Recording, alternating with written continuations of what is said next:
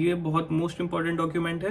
तो make sure कि अगर आप बच्चा वहाँ से लेकर आ रहे हैं कोई सी भी क्लास से और यहाँ पर आप उसको एडमिशन करवाएंगे तो आप जो है उसको ये दोनों डॉक्यूमेंट्स लेकर आएँ। और hello guys, welcome back to my YouTube channel UP to UK. और उम्मीद करता हूँ आप लोग सब बढ़िया होंगे। अभी बहुत ढेर सारे लोग अब यूके आ रहे हैं, आने का प्लान कर रहे हैं और आ भी गए हैं। ठीक है, अब बहुत सारे लोगों के दिमाग में ये रहता है कि अगर फैमिली के साथ आ रहे हैं तो भाई बच्चे भी आते हैं साथ में, है ना। तो बच्चे आते हैं साथ में, अब उनका एडमिशन करवाने की टेंशन कि एडमिशन में कैसे होता है यूके के अंदर और क्या क्या डॉक्यूमेंट्स लगते हैं, कौन सी एज ग्रुप में क्या डॉक्यूमेंट्स लगते हैं और किस तरीके से यूके में अप्लाई किया जाता है स्कूल्स के लिए। ठीक है, और किस तरीके से आपको मिलता है स्कूल, वो सारी बातें हम इस वीडियो में कवर करेंगे।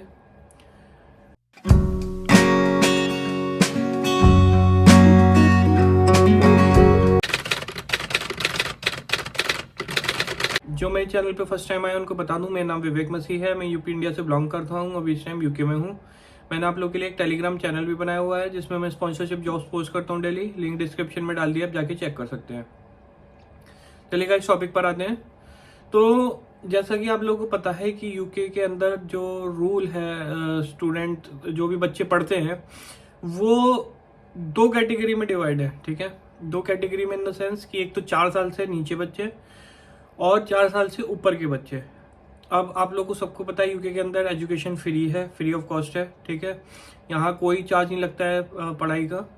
और जो अगर आप गवर्नमेंट के जो फंडेड स्कूल होते हैं उनमें जाएंगे, तो अगर आप प्राइवेट स्कूल में जाएंगे तो वो बहुत ज़्यादा एक्सपेंसिव है। तो मोस्टली क्या सभी के बच्चे जो है गवर्नमेंट फंडेड जो स्कूल होते हैं उसी में पढ़ते हैं, वो बिल्कुल फ्री होता है वो। लेकिन सिर्फ 4 साल से ऊपर के बच्चों के लिए होता है। उनसे नीचे के लिए क्या रूल्स हैं वो मैं आपको बता देता हूँ।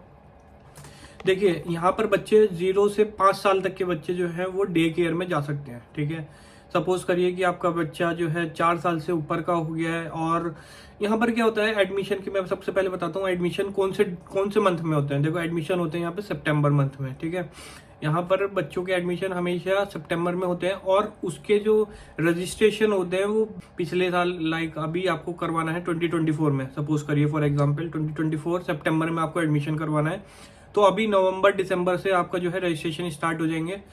और कैसे आपको सर्च करना पड़ेगा, कहाँ अप्लाई करने पड़ेगा, वो सब मैं बताऊंगा अभी आगे आपको।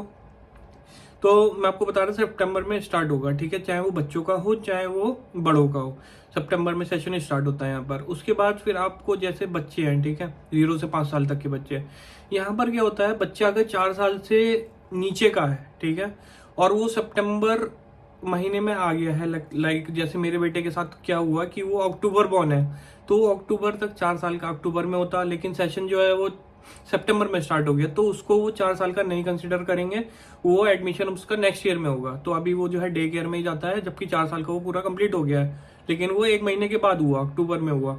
इसलिए अगर आपका बच्चा 4 साल का होता है सितंबर के बाद, तो वो नेक्स्ट ईयर के उसमें जाएगा। ये चीज का ध्यान रखिएगा आप। ठीक है, तो सितंबर में ये मैंने आपको बता दिया सेशन स्टार्ट होता है। 0 से 5 साल तक के बच्चे आपके जाएंगे, वो 5-7 लाख के बच्चे डे केयर में जा सकते हैं। डे केयर में आपको 15 आवर्स जो है हम लोगों को वो फ्री ऑफ कॉस्ट मिलते हैं पर वीक। ठीक है, 15 घंटे आपको फ्री मिलेंगे। उससे ऊपर जितने भी घंटे आप बच्चों को भेजेंगे अपना, वो आपको चार्ज होता है। ठीक है, अब वो किस हिसाब से चार्ज होता है वो डिपेंड करता है स्कूल टू स्कूल में। कुछ स्कूल जो 3 पाउंड पर आवर चार्ज करते हैं, कुछ जो है 4 पाउंड करते हैं, कुछ 5, कुछ 6, इस तरीके से वेरी करता है। और कुछ स्कूल्स में उसके बाद आपका जो फूड लेता है बच्चा, कुछ स्कूल्स में अलाउ नहीं होता कि आप घर से फूड लेके जाएं। मेरा बेटा जहाँ पर पढ़ता है वहाँ पे अलाउ नहीं है कि वो घर से फूड लेके जाए, तो उसको जो है हम जो स्कूल है वही देता है और उसका भी पेमेंट करना पड़ता है। ऑन एन एवरेज मैं आपको बता देता हूँ, अगर आप डे केयर में बच्चे को भेजते हो, यहाँ पर सैटरडे संडे की छुट्टी रहती है, तो मंडे टू फ्राइडे रहता है। उसमें मंडे टू फ्राइडे में 2 टाइमिंग रहती है। लाइक आप सुबह से हाफ डे के लिए भेजना चाहते हो 8 बजे से 1 बजे तक, और एक होता है फुल डे, लाइक 8 बजे से शाम को 6 बजे तक। तो वो आवर्स काउंट हो जाएंगे कि आप कितने आवर्स के लिए भेजना चाहते हो। अब मेरा बेटा क्या है, जैसे 8 से 1 बजे तक के लिए जाता है, सुबह 8 बजे से दोपहर में 1 बजे तक के लिए। अगर वो 5 दिन जाता है, जैसे मंडे टू फ्राइडे वो डेली जाता है, तो मेरा ऑन एन एवरेज जो है मंथ का जो चार्ज आता है वो लगभग 500 पाउंड का आता है। ठीक है, £500 हमको उसको स्कूल में देने पड़ते हैं, जिसमें उसके सारे एक्सपेंस कवर हो जाते हैं, घंटे भी कवर हो जाते हैं और जो उसको फूड का एक्सपेंस है वो भी कवर हो जाता है।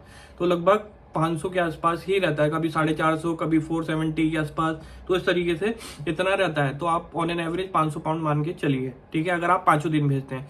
अगर सपोज करिए कि आप 3 दिन भेजते हैं, लाइक मंडे, ट्यूसडे, वेडनेसडे, तो आपके 5-5 घंटे 3 दिन में कवर हो जाएंगे, 15 घंटे, ठीक है। 15 घंटे के अलावा अगर आप कुछ एक्स्ट्रा भेजेंगे तो उसका चार्ज लगेगा, नहीं तो फिर अगर आप 3 दिन भेजेंगे, क्योंकि मेरा बेटा पहले 3 दिन जाता था, मंडे, वेडनेसडे और फ्राइडे, क्योंकि उसके पास जो स्कूल में है वो जगह नहीं थी, स्पेस नहीं थी, इस वजह से उन्होंने 3 दिन दे रखा था बस।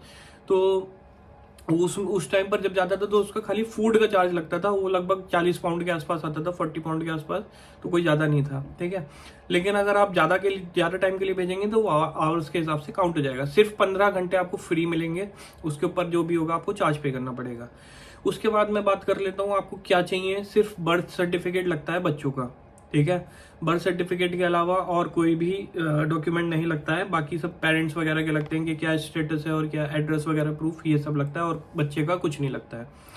नेक्स्ट थिंग कि हम अप्लाई कैसे करते हैं बच्चों के स्कूल के लिए। देखो, बच्चों के स्कूल के लिए अप्लाई करने का तरीका ये है, 2 तरीके हैं अप्लाई करने के। एक तो होता है कि आप खुद अप्लाई करो, कि लाइक आपके एरिया में जो भी स्कूल्स हैं, ठीक है, आप जहाँ पे रहते हो उसके पास नियर बाय जो भी स्कूल्स हैं आप जाके विजिट करो और वहाँ पर अपना नाम रजिस्टर कर दो, ठीक है। पहले तो आप गूगल में सर्च करोगे, गूगल में सर्च करने के बाद आपको रेटिंग्स वगैरह भी देखनी है कि स्कूल, कौन से स्कूल की रेटिंग अच्छी है, कौन से स्कूल की रेटिंग अच्छी नहीं है, ठीक है, वो भी मैटर करता है। उसके बाद आपने एरिया के अपने स्कूल देख लिए बच्चों के लिए, उसके बाद फिर आप जाके विजिट कर सकते हैं, या फिर आप कॉल पर बात कर सकते हैं कि हमको एडमिशन करवाना है अपने बच्चे का, आपके पास स्पेस है या नहीं है। अगर उनके पास स्पेस नहीं होगा तो बोलेंगे कि हम आपका नाम जो है वेटिंग लिस्ट में डाल देते हैं, हमारे पास जैसी स्पेस होगा हम आपको कांटेक्ट करेंगे। और फिर वो जब स्पेस उनके पास बनता है, जैसे कोई बच्चा छोड़ के जाता है, किसी के पेरेंट्स शिफ्ट होते हैं किसी और सिटी में, तो वो स्पेस खाली होता है, तो वो फिर न्यू बच्चे को ले लेते हैं उस केस में। तो एक तरीका ये हो गया। दूसरा तरीका होता है कि आप काउंसिल में कांटेक्ट करें, जो कि सबसे बेस्ट तरीका होता है। काउंसिल में कांटेक्ट करें, जो भी एरिया में आप रह रहे हैं, जाके उस एरिया के काउंसिल में कांटेक्ट करेंगे, उनसे बताइएगा कि हमारा बच्चा इतना बड़ा है और हम जो है इसके लिए स्कूल देख रहे हैं। तो वो फिर क्या करते हैं, काउंसिल वाले जो फॉर्म भरते हैं बच्चे का, जो सारी डिटेल्स आपको बताएंगे कि कैसे क्या करना है, वो फॉर्म भरने के बाद वो फिर सारे स्कूल्स में जाता है, ठीक है। अब एक है कि आप डायरेक्ट अप्रोच कर रहे हो, एक है कि भाई यहाँ की जो काउंसिल है वो अप्रोच कर रही है कि भाई बच्चों को स्पेस चाहिए, तो वो थोड़ा सा डिफरेंस हो जाता है कि काउंसिल को ज़्यादा प्रेफरेंस दिया जाता है। तो जैसे ही काउंसिल की तरफ से जाता है तो आप उनके जो भी स्कूल के पास स्पेस होती है तो फिर वो आपसे कांटेक्ट करते हैं मेल से, या फिर आपको फ़ोन करते हैं कि हमारे पास स्पेस है, आके आप अभी भी स्कूल के लिए देख रहे हैं बच्चे के लिए, आगे आपको नहीं मिला है या मिल गया है, वो आपसे कंफर्म करते हैं। नहीं मिला है तो बता दीजिए उनको नहीं मिला है, और व्यूइंग कर लीजिए। आपको स्कूल की देखने के लिए बुलाएंगे कि आप स्कूल आके देखिए कैसे क्या है, वो सारी चीज़ें होती हैं, ठीक है। ये सब मैंने आपको बताया कि बच्चे का। उसके बाद आपको बता दिया क्या डॉक्यूमेंट लगता है। अब इसके बाद अगर आप इससे बड़े बच्चे के लिए एडमिशन करवाते हैं तो प्रोसीजर बिल्कुल सेम रहता है। 2 तरीके हैं, स्कूल से आप डायरेक्ट कॉल करके कांटेक्ट कर सकते हैं, ईमेल करके कांटेक्ट कर सकते हैं, डायरेक्ट विजिट कर सकते हैं स्कूल में जाके, जो भी स्कूल में एडमिशन करवाना है, या फिर आप फिर काउंसिल के थ्रू जा सकते हैं। काउंसिल के थ्रू वही आपको कांटेक्ट करना है काउंसिल से, फिर वो आपका फॉर्म वगैरह भरवा के वो सारा प्रोसीजर वो फॉलो करेंगे। स्कूल में आपको कोई भी चार्ज नहीं देना होता है। बच्चों को जो है मील्स ले जाना अलाउ होता है, नहीं होता तो फिर आप वो उसका चार्ज वगैरह रहता है। तो मोस्टली स्कूल में बच्चे अपना मील ही लेके जाते हैं, ठीक है। और क्या डॉक्यूमेंट्स लगते हैं बच्चों के, जैसे एक फर्स्ट में जाता है यहाँ पे बच्चा डायरेक्ट, तो फर्स्ट से ऊपर के बच्चों के क्या डॉक्यूमेंट्स लगते हैं। देखिए, अगर आपका बच्चा बड़ा है, आप दूसरी कंट्री से शिफ्ट हो रहे हैं, तो फिर आपका लगेगा टीसी बच्चे का और बर्थ सर्टिफिकेट। ये 2 डॉक्यूमेंट्स जो है मेन है, जो हर कोई मांगता है आपसे।